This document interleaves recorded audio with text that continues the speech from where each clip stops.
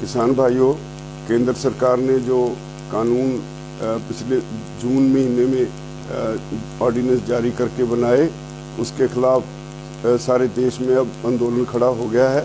और आंदोलन जब अपनी शिखर पे पहुंचा तो आपने देखा होगा कि कैसे सरकार ने अपने हथकंडे इस्तेमाल करके इस आंदोलन को तोड़ने का हर यत्न ही नहीं किया और इसको एक गहरी चोट पहुंचाई।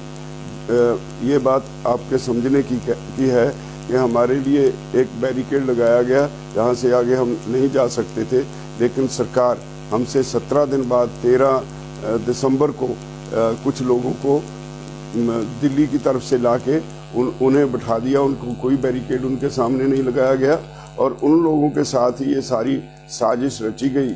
और एक लखा सिधाना बीजेपी का, आरएसएस का खास आदमी है, और लखा सिधाना नहीं, दीप सिद्धू आरएसएस का खास आदमी है, और एक लखा सिधाना उसके साथ मिला हुआ है। उन्होंने पंजाब किसान मजदूर संघर्ष कमेटी के नाम पे जो एक जथेबंदी बनी हुई है, उन लोगों से सांठ-गांठ करके इस सारे आंदोलन को गहरी चोट पहुंचाई है। हमने 25 तारीख को उस किसान संघर्ष कमेटी के अगुआ सरवण सिंह पंधेर से लंबी मुलाकात करके उनसे बार बार प्रार्थना की कि इस आंदोलन को बचाओ, सारे इकट्ठे होकर लड़े, लेकिन वो नहीं माने। और रात को 10 बजे पुलिस के उच्च अधिकारी उनसे बात करके जाते हैं और सुबह उनको हमारे से पहले ही लाल किला की तरफ तोड़ देते हैं। जब हम अपने रूट पे चले तो हमारे लिए पुलिस सामने खड़ी होके रूट एक तरह से बंद कर दिया। हमारे बार बार कहने के बावजूद वो कहते रहे कि सीधे चले जाओ। लाल किले की तरफ पुलिस खुद भेजती रही, हर नाके पे यही हुआ और पुलिस सरकार एक्सपोज हुई। जिस तरह से लाल किले पे झंडा फहराया गया, इतना लंबा समय पता नहीं पुलिस कहाँ थी, और पता नहीं आज जो बदनाम कर रहे हैं संघर्ष को, वो लोग कहाँ थे, कौन से लोग थे जिनसे उन्होंने ये झंडा फहराया और नेशनल फ्लैग की बेइज्जती की गई। हमें इसका बहुत खेद है।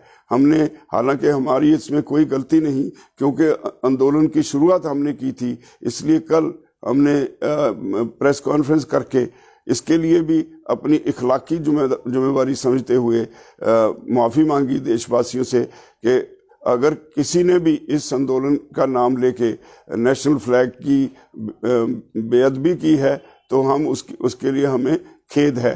तो इसके अलावा तरह तरह की अफवाहें फैलाई जा रही हैं।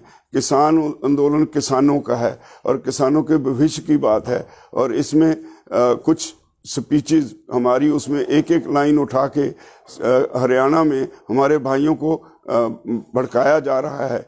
मेरा कतई इसमें कोई ऐसी मंशा नहीं थी, क्योंकि मैंने 1978 से हरियाणा में यूनियन खड़ी करने के लिए सबसे पहले रिसालदार बलबीर सिंह, मास्टर केरी सिंह, मांगेराम मलिक जैसे जो किसान लीडर्स थे जो अब दुनिया में नहीं है, उनके साथ मैंने काम किया और हरियाणा में किसान संगठन खड़ा किया।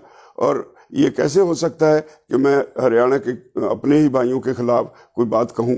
मेरा ऐसा कोई कतई मंशा नहीं। हाँ, कई बार अपने बच्चों को समझाने के लिए कुछ कहना पड़ता है। इसका मतलब ये नहीं कि हम उनके खिलाफ हैं या हरियाणवी भाइयों के खिलाफ हैं। मैं फिर भी अगर किसी भाई को इससे दुख हुआ, उसके लिए मैं खेद प्रकट करता हूँ, लेकिन मैं एक अपील करता हूँ। ये आंदोलन बहुत तेजी से आगे बढ़ रहा है और ये इससे हमारी भविष्य की किस्मत जुड़ी हुई है। इसलिए मेरी निवेदन है, ये बातें सब भुला के, अगर आपको कष्ट हुआ उसकी क्षमा करके सभी दोबारा फिर इस आंदोलन में उसी जोशो खरोश से शामिल हों जैसे पहले हरियाणा और पंजाब दोनों भाई इकट्ठे अलग अलग बॉर्डर्स पे बैठे थे। यूपी वाले अपनी जगह बैठे थे, उत्तराखंड के लोग बैठे थे, मध्य प्रदेश के लोग बैठे थे, महाराष्ट्र के लोग बैठे थे, सभी देश के अलग अलग राज्यों से लोग बैठे थे, लेकिन पंजाब और हरियाणा की संख्या सबसे ज़्यादा सी। और ये पंजाब और हरियाणा ही इस आंदोलन के साथ देश की किस्मत बदलने वाला था। लेकिन सरकार अपने षड्यंत्र में कामयाब हुई, वो एक गहरी चोट पहुंचाई गई। हम सभी इस घाव से अभी तक जख्मी हैं और इसी दशा में कई बार कई बातें मुंह से निकल जाती हैं।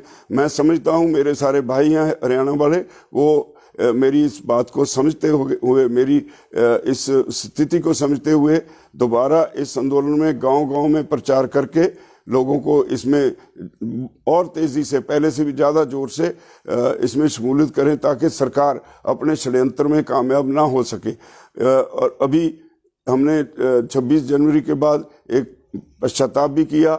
आज हम सद्भावना यात्रा निकालने वाले हैं तिरंगे की के सत्कार के लिए सभी मिलके सिंघू बॉर्डर पे। और इसी तरह अगला प्रोग्राम 30 जनवरी को गांधी जी के शहीदी दिन पे एक दिन का सारी लीडरशिप अनशन करेगी।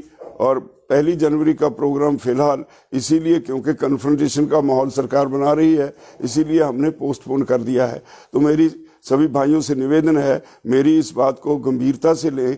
आंदोलन बहुत बड़ा है, आंदोलन आपके भविष्य का, आपके बच्चों का, आपके परिवारों का, उन सब के लिए है और उनके भविष्य को तय करेगा। इसलिए ये छोटी बातें, मैं बहुत छोटा आदमी हूँ आंदोलन के मुकाबले, अगर किसी को दुख हुआ है तो मेरी बातों से नाराज होके आंदोलन को मत बिगाड़ें, आंदोलन को उसी सतर पर फिर लेके आए। मैं उम्मीद करता हूं कि सभी भाई मेरी इस बात को जरूर मानेंगे। धन्यवाद।